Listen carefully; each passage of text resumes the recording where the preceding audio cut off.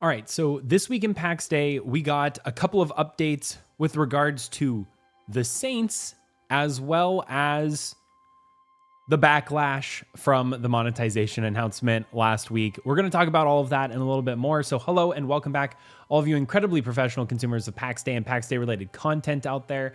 I'm Eltari, the professional gamer, and this is another episode of the Pax Friday Review, the show where we talk about all the fun, interesting, new, and exciting information that has dropped for Pax Day over the last week.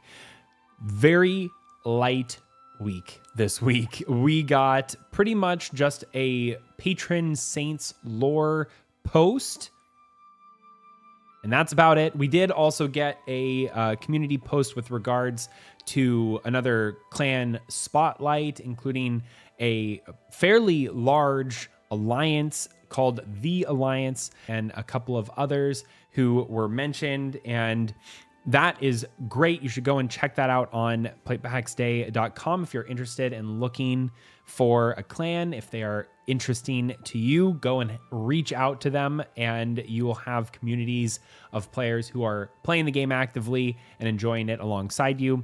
Now, we also got this patron saint lore. It looks like it was posted first on Instagram, and then it later got posted to the official Discord, and we're going to take a look at that here in a little bit. But I did want to take a minute to just respond to the incredible amount of feedback that we got from last week's video with regards to Pax Day's announcement on monetization. It seems like from the community's perspective, at least from what I was reading in the over 100 comments that were made on the video, I definitely called that one.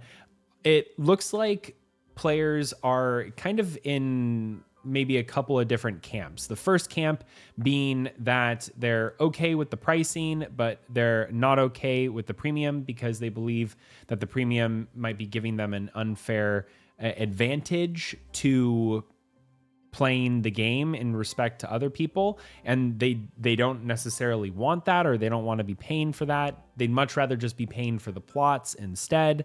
And then there is another camp, a very vocal camp, that I saw in the comments, who were more so saying that they would not be happy paying the subscription fee because there is not enough content to warrant that level of payment. And then there were a couple of other players who were totally okay with both the price and the premium, and they want to be able to support the game in one way or the other.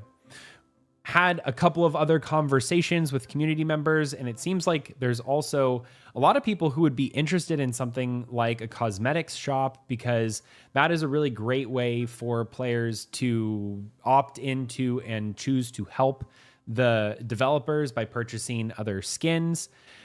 And I'll give my kind of 2 cents on that. I would love to have a particular cosmetic shop in Pax Day. I do think that one aspect of that is you kind of have to be careful, because the developer might start just allocating resources to coming up with new skins and new skins and new skins to just generate more money. And then you end up with not really that much great content. A lot of the engineers end up just being forgotten about or leaving, and you just end up with a bunch of graphics designers making really cool skins, but then you don't have a great game to go side and side with that. That's just my 2 cents.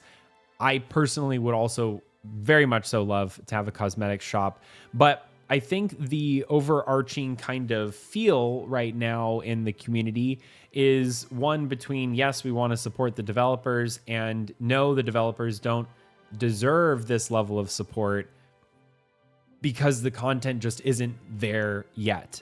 And an analogy that I kind of heard this week was, well, why would I pay $18 a month for 4 plots when I could go and get a $15 a month WoW subscription and there's mountains and mountains of content?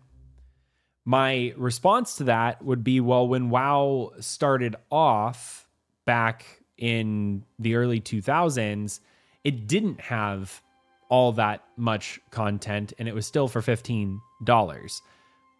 That is obviously 2020 hindsight, and we have WoW to compare to now, and other games need to be able to draw competitive pricing and be able to price themselves in a certain way.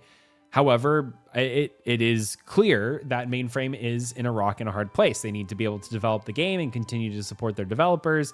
And to do that, they need to be able to make money. Now, if you look at the unit economics of it, for the number of people who are actively playing the game right now, maybe add a multiplier of maybe 2 times that for a release, Mainframe might be able to eke by with a couple thousand subscribers at various levels, and it will be an income. It is not going to be something that draws a profit. And I saw a lot of people in the comments section specifically saying that they're just it's trying to be a cash grab. They're going to take the money and leave, or maybe they're trying to recover their losses or something like that.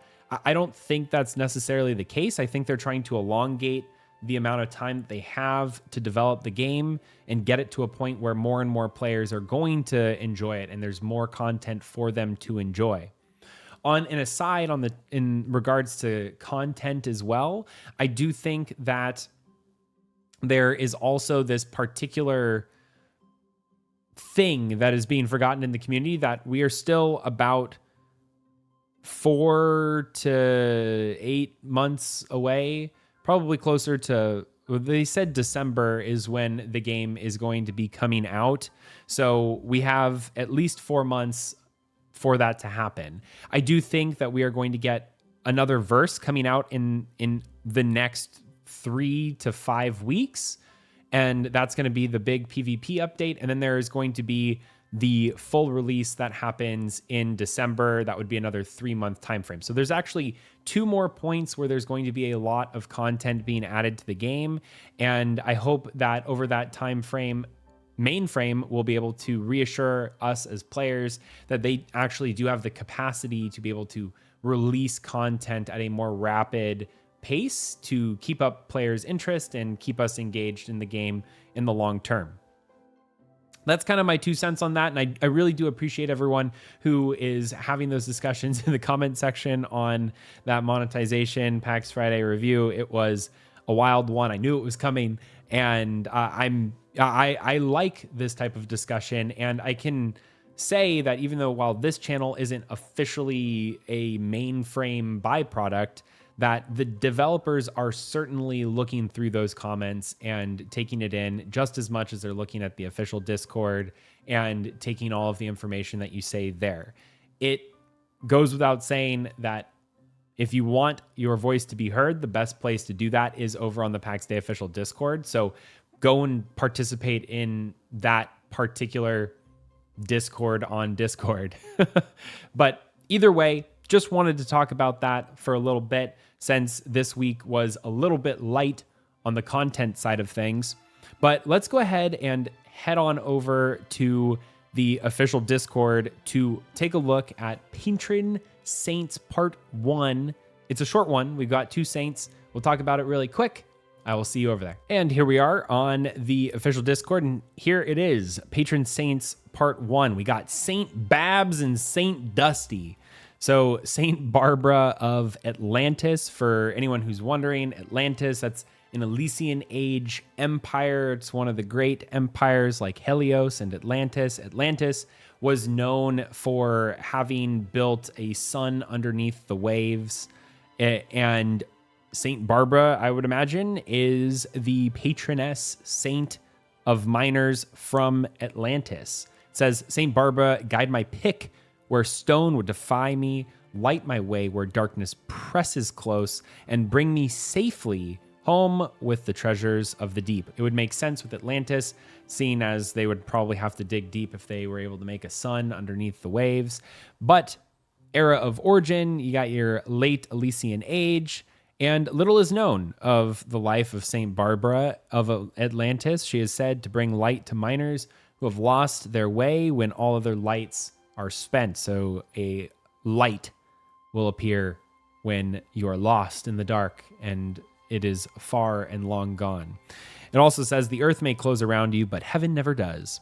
So that is Saint Barbara, and obviously she is the one who is giving us bonus yields to mining. So if you're going out there and grabbing a bunch of granite and you want that extra bonus, this is what you're going to be spending your grace on in order to do it. We can see that we have 13 of these coming because we're at 1 out of 13. 2 out of 13 is Saint Dusty of Caries, the patron saint of armorsmiths. And it says, Saint Dustin, grant that my hammer strike true, my forge burn bright, and that no darkness may touch the steel that guards the light. Nice little rhyme there.